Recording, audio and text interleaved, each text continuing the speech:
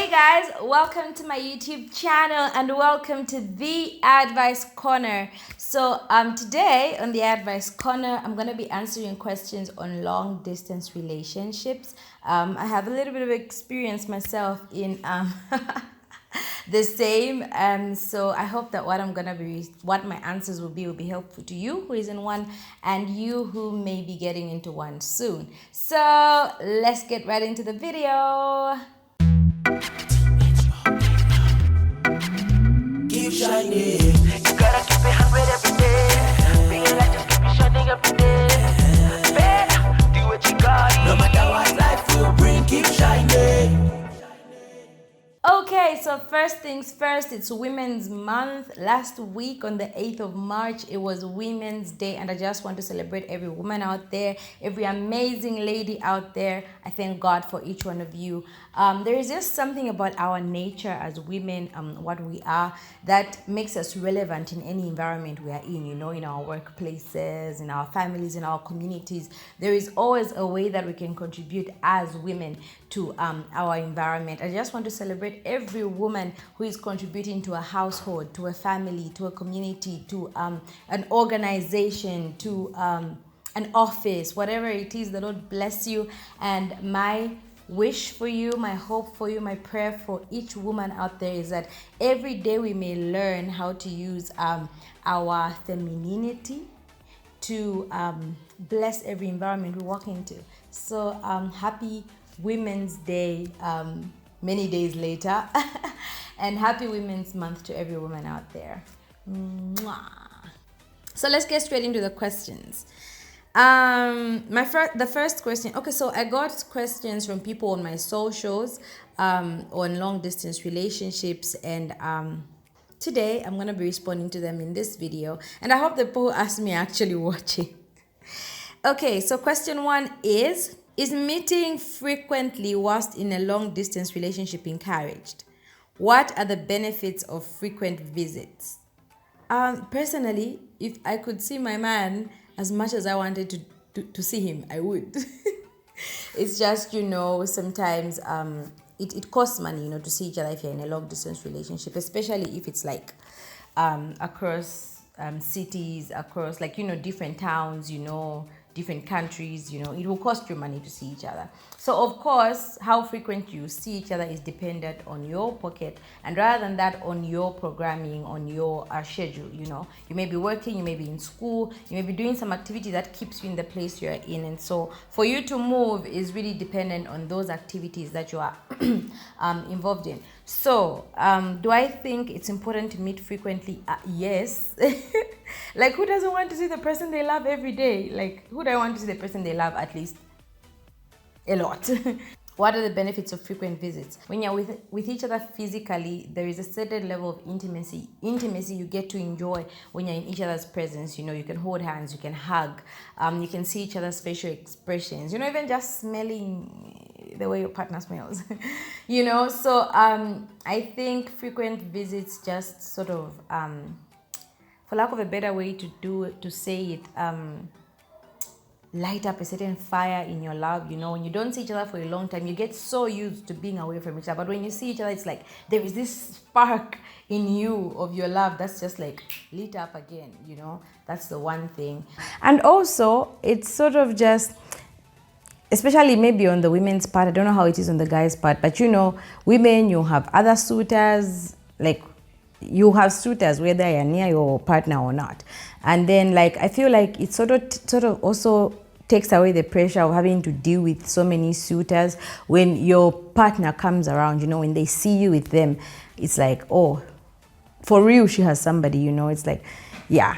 So that's another thing. What other benefit can I think of? So there are certain things that we pick up from people, from places, in our environment that will come out in our vocabulary, in our behavior, in our facial expressions, just like in the way we express ourselves, right? So when you see your partner frequently, you get to learn their new habits more quickly. Like, you get to learn their new habits and all of that, and it sort of becomes like through and through, like you know what they behave like, when you're together face to face. When there's longer periods of time that are spent away from each other, I feel like there's certain things you come to find out about their behavior, their, you know, how they express themselves when you meet physically. Like, the things will be more. So I just feel like when you see each other frequently, like, you're given a chance to learn those new things, like within a short time, or like, I don't know if you get it, but like, yeah. What activities can you engage in whilst in a long distance relationship to always rekindle the flame? E.g. watching a movie. What? E.g. watching a movie simultaneously. Now you've asked the question, you've already answered. Now I should say what? Okay, so yeah, that's one. You can do that. I mean, I've done that before, where you watch a movie together simultaneously, or like you're on a call with each other watching a movie. Yeah. And then what other activities? Oh, there are like some online games you can play, you know. Yeah, there are some games where you can share a player who has like the same game on another device. Basically, you just escort each other everywhere. That's also a thing you could do. I don't know if it's crazy, but like when you're going somewhere, you can call each other and escort each other, and, you know, be talking, updating each other and things like that. What else can you do? Well, basically that. And I feel like for this one, for the most part, you sort of discover the things you can do, even like yourselves as you are dating, you know. You get creative, these things. How do you handle conflicts and differences in a long distance relationship? Oh, I like this one. I like this one a lot. I feel like the most frustrating to do is to argue over text. Is to argue over a phone call. Worse of arguing over text. Like, there is misinterpretation, misunderstanding. No, but you said this. No, I didn't say that. I typed this, but you read it as this, you know. So how do you deal with conflict? First of all, the first thing I would advise is, first of all, I've got a video on how to communicate well with your partner. We'll put it in the iCard somewhere up there. Where I think I addressed this issue, but just to answer it in this video, I think first of all, as partners, you need to define your communication. Like, you need to come up with a way to communicate well, which is suitable for the two of you. There are people who you are both working, you can't like communicate throughout the day, but like there are specific points in the day when you can actually make the effort to communicate and all of that. So why am I talking about communication? Because like the whole, like, it's like, you know how you build a house, you know, with bricks and everything, with blocks and everything, and then there's cement in between the blocks and all of that. I feel like the cement of a long distance relationship is communication. It holds everything together. You stop talking, it's over. And yeah, how good your communication is will also determine how well you can sort out a conflict. So how do I think you can sort out a conflict? First of all, this is one thing that I think I've learned over time. Being in a long distance relationship, you have to learn to not think the worst of your partner. Like, you have to learn that. There are times when your partner is not responding to your phone calls and all of that, and you feel like, like, you have to learn to not think the worst of your partner. There are times literally when I myself don't pick up calls because I'm genuinely held up with something that just came up that maybe I didn't like communicate beforehand, you know. So first things first, when you're handling a conflict with your partner, don't think the worst of your partner. Try by all means to think of them as someone who loves you, because of course for you guys to be together, you know that they care about you. So think of them as somebody who loves you, and try to read whatever they're trying to tell you from the perspective of, oh, this person cares about me. I'm not saying be careless and let somebody walk all over you, but I feel like if you're gonna be in a relationship with someone, let alone a long distance relationship, you've come to an understanding that this person actually is willing to be with you and cares about you. So first, I want you to have that mindset when you're settling a conflict with them. And I feel the best is to do it over a phone call, and also try to avoid doing it in the heat of the whatever is going on. You know, like there are times when in that very moment you're both very angry. or like one of you is very angry, like you're not reasoning very well, you're responding from your anger. So I think that try to be at ease. You may not be calm per se, but try to be at ease. What other way would I say you should deal with a conflict? Find a time when both of you are available, and then you just talk it out, because you have no other option. You won't meet up, mwikutali. So you need to talk it out over a call and just give each other chances to express yourselves. And as the other person is explaining themselves, make sure you are listening and not just hearing, because there is also that problem of you're on a call, you're just waiting for them to finish talking so that you say your point. No, listen to what they're saying, because that might just be the thing that will resolve the whole thing. Is silent treatment okay? And how do you handle a partner who resorts to silent treatment? Guys, at our age. First of all, in any relationship, whether long distance or not, I personally do not advise people to use silent treatment. Silent treatment is just mean, it's selfish, and I feel like it's childish. I'm sorry if you use it. I've used it before, and I've come to see that it has brought more issues into my relationship than it has ever helped us, you know. So I find it childish, I find it selfish, and I find it like it just prolongs the period in which you're going to have the issue and keeps all of you in a bad state. And the longer you stay in a bad state, the more the issue becomes bigger. You know, the sooner you sort out the issue, the better for the both of you. The longer you take, the more other issues come in, and by the time you're sorting it out, now the argument has even changed. So, do I think silent treatment is okay? No, I don't. Not in a short distance relationship, not in a long distance, not in a half distance, whatever distance relationship you're calling it, I do not think silent treatment is okay. If you feel like you're not ready to talk, if you feel like talking in that moment is not the best for you, say it. Guys, unless you're kids. But I think that the best way to do it is to say, you know what, I am mad at you, or I am sad, or you've really hurt me.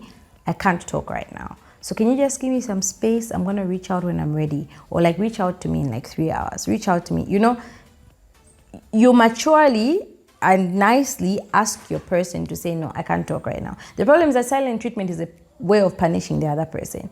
And that's not sorting out the thing. If you care about the person and you want to, like, you know, hold on to your relationship and everything and make it work, why are you trying to punish your partner? Why are you fighting fire with fire? Why am I trying to hurt my man back? Like, no, when I'm hurt, when I'm angry, I'm trying to resolve the issue to like be okay, and for the both of us to be okay and the relationship to go on. Like, why? And how do you deal with a partner who resorts to silent treatment? I think just have the conversation with them. Let them know how it makes you feel, how it affects the relationship, how it affects conflict resolution. And just I think letting them see how it makes things worse for the both of you. Not just you, but them as well. And then from there, I help them learn to not do that. And whenever they do it, you let them know to say, oh, that thing we discussed, you're doing it right now. You know, because some people, sometimes some things are like default settings, like muscle memory or something. So yeah, I think that's how you can deal with it. Yeah. Is there such a thing as over-communicating? And does it have any negative effect? Over-communicating? I don't know. You would have to define that for me, because what is over-communicating? Are you trying to say like when someone is busy blowing up their phone? I don't know what over-communicating means, because like I said earlier, I feel like you define your communication. So if there are moments in the day when you are busy, you need to define that to your partner and agree and all of that. And if there are moments when you feel like, oh, I can give you all my time or my attention, you know, you can do that. You can have that conversation and everything. So for you to say over-communicating, I don't really know what that means to you. And I definitely don't know what that means to me, because... Next question. How do you avoid growing separate? Talk as much as you can. Talk. Also, set boundaries for the people around you. You know, so if you're in a long distance relationship with somebody who is not, definitely they're not around you, right? You have friends of the opposite sex, you know, where you are. You have friends who may easily take the place of that person. So set boundaries, you know. maybe don't allow your other sex friends to be chilling with you after hours, or like don't allow yourself to get very close to those people, because you might easily be getting from them what you feel like you're lacking in terms of seeing the other person who you're with in a relationship. Yeah, so I feel like also setting boundaries for the people that are usually around you will help you not to grow apart from the other person, because those people are in your activities. So even chatting will be easier. You'll be talking about your day. You'll be talking about what's going on around you. Your partner may not be able to relate and all of that. So I think to avoid going separate, you also have to have some boundaries with the people around you, and yeah, communicate as much as you can with your partner. How long can a long distance relationship survive? Can you be in a long distance relationship forever? Who wants to be in a long distance relationship forever? I feel like everyone in a long distance relationship is fighting to get out of it and be as close to each other as they can be. Yeah, because of all the challenges that it comes with, and all the missing each other and all of that. So, how long can it survive? I don't know. My own has survived many, many years. For security purposes, I will not say, but like it's gone more than 3 years. Yeah, more than 4 years. Yeah. So I think it can survive for as long as you make it work. If your partner's love language is physical touch, hey, how would you deal with it in a long distance relationship? Otherwise, other people will touch him or her, especially her. This question is coming from a guy, because why especially her? Okay. Physical touch. Oh my god. I think I'm a physical touch person, because I always be holding his hand. I always be, putting my hand on his shoulder or whatever. Yeah. How would you deal with it in a long distance relationship? I want to say, like, I don't know, but like, I don't know how to put what I want to say. Like, yeah, apart from each other, so obviously there'll be no physical touch. So I don't think there's really a fix for that, except what I said earlier, having boundaries with other people. Because if I'm a type of person whose love language is physical touch, if I have male friends, I have to avoid that, because I'm not trying to make them see a green light that's not there. If I have female friends, I'm not trying to make them see a green light that's not there. How do you deal with it? You only get to touch your partner when you see them, to hug them when you see them, to hold their hand when you see them.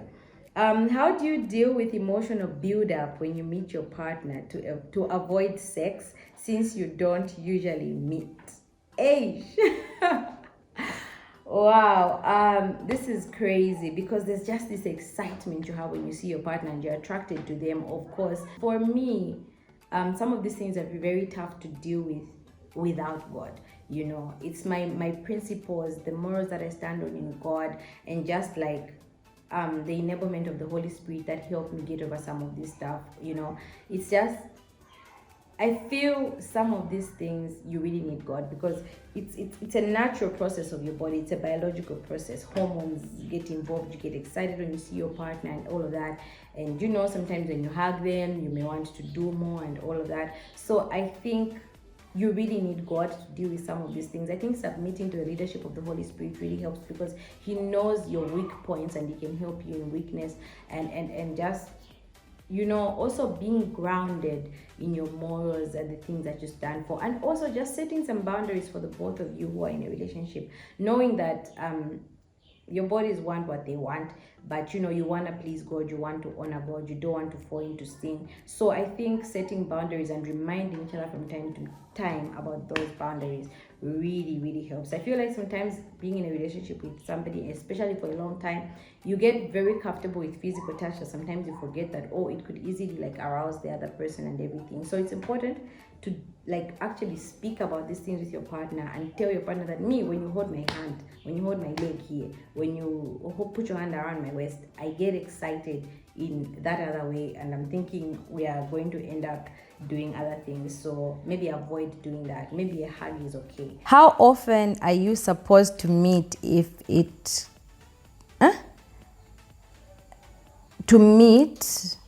to keep the relationship alive? How often? As often as you can manage, as often as you can afford. If you can meet each other every week, if you can meet each other every month, as often as you can afford and as often as your schedules can allow you. Meet up. How do you conduct checks and balances? This is a good one. On your partner in a distance relationship. Okay, checks and balances on your partner. I don't think your focus should be checks and balances on your partner, but checks and balances on the relationship itself. So meaning you get to have, if you want, you can even tell each other, okay, so every quarter we're going to sit down and talk about how has our communication been, how has our how we've been relating with each other been, our emotions, our romance, like have we been, sweet and good to each other, So I think you can actually choose a time when you actually talk about it. And you can actually notice that you who's trying to do the checks and balances on your partner, it's actually you who needed the checks and balances. So I think instead of thinking of it as checks and balances on my partner, it's checks and balances on how the relationship is doing. Because when you look at the relationship, it becomes objective, one, and two, it also helps that none of you feel attacked. And it also helps you see the gaps that you might have never seen if you just focus on the other person. Some people like to do like spying on your partner, you send people to check what they are doing. But, I feel like that's not a very good thing to do, because every person sees things from their perspective, in their own context. So sometimes your partner may be just laughing with another person, and then the person seeing it is like, yeah, chapa waya gloria. So I think it's better when you talk one-on-one and you know each other. I think even things that are hidden can be revealed. How can you know if your partner isn't messing around? I don't know. How can you know? Okay, this is a very difficult one because people are different and there isn't one way of knowing, in my opinion. And this is just a very difficult question because there are people who are actually good at messing around, So I think that how you can know starts from how well you know your partner. If you know your partner well, there are certain inconsistencies that you will see that will show you like red flags. They may not mean they're messing around, but it will show you like that there is something that is off about them, So like if you communicate a certain way in a day and then that day you don't get that, they will have to explain to you why. Or like if you guys talk about certain things without holding back and whatever, and then all of a sudden they're holding back, they may need to explain why. So I think it starts from how well you know your partner. When you see inconsistencies, what a consistency. If you see inconsistencies, I think that is like a red flag or like something of concern that you might want to look into. Yeah. How do you trust, Che? What sort of a question is this? Okay, so the principle of trust has never changed. It's the same. Trust is earned. Trust is something that you work on with somebody. Trust is earned. Like even with our friends, the friends that we trust is because they've earned it. They've proved themselves that they can be trusted. So how do you trust, Che? Your partner has to earn it. Sorry, your partner has to earn it. So like in the way that they behave, like history, the way that you've been relating, Shani, you can tell that, okay, uyo, ashtabanzero. So yeah, trusting is about your partner earning it. But then also this issue of trust goes deep because some people have some childhood trauma or like past trauma that has caused them to find it hard to trust a partner. Maybe they were cheated on before. Maybe as the kid, they grew up in an environment where they couldn't trust the people they grew up around. So like sometimes beyond just your partner earning your trust, if they've done everything to show you that you can trust them, but you still doubt them, you might want to check yourself and your past and how it has affected how you see other people and just work on that. Yeah, so there is also that dynamic to the trust issue. How did you manage to cope with the situation, it being you're both in different countries or cities? How did I manage to cope with the situation? I think this has been answered in like the many questions I've answered. This is actually the last question. How do you cope with it? Your communication must be on point. Involve each other in everything you're doing. Let each other know about everyone you are spending time with, who they are. at a point when you visit each other, if you can meet those people, meet those people. I feel like if you meet the people that your partner tells you about, your heart ngazikikas, because now you know that this person is so amashtaso. Sometimes when you just hear about them, your partner is just saying, there's this person, my friend, my workmate. Now you're like, what, no, your workmate? Every day I'm kambapo, nishamukonda. So I think that's also one thing you might want to consider, letting your partner meet like the people that you usually spend time with. What else makes you manage? Every time you meet, make the most of the moment. Do activities, do stuff together, do dates, laugh. Just be happy as much as you can together. Try by all means not to fight. Just enjoy the moments that you're actually physically together, because you will miss those when you're apart. And like, it's those moments that will remind you of how amazing your partner is. So, for this video that has been so long but very interesting, because those questions, they were very interesting. I hope you've learned something. I hope it's been helpful to you and has maybe answered a very burning issue in your relationship. Thank you for watching. Like, share, comment on the video, and subscribe to the channel. Bye.